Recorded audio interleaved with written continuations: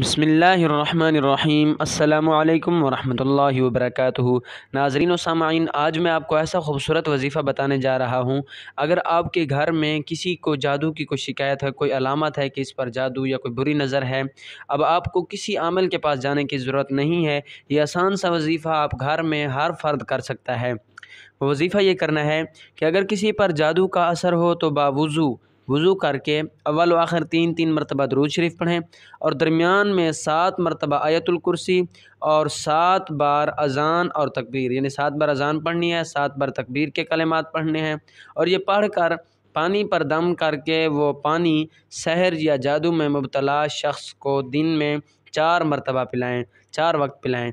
वो वक्त ये हैं कि सुबह नाश्ते से पहले पिलाएँ, फिर दोपहर 11 बजे, फिर असर की नमाज के बाद और फिर सोते वक्त। मरीज़ ख़ुद अपने लिए भी ये अमल कर सकता है।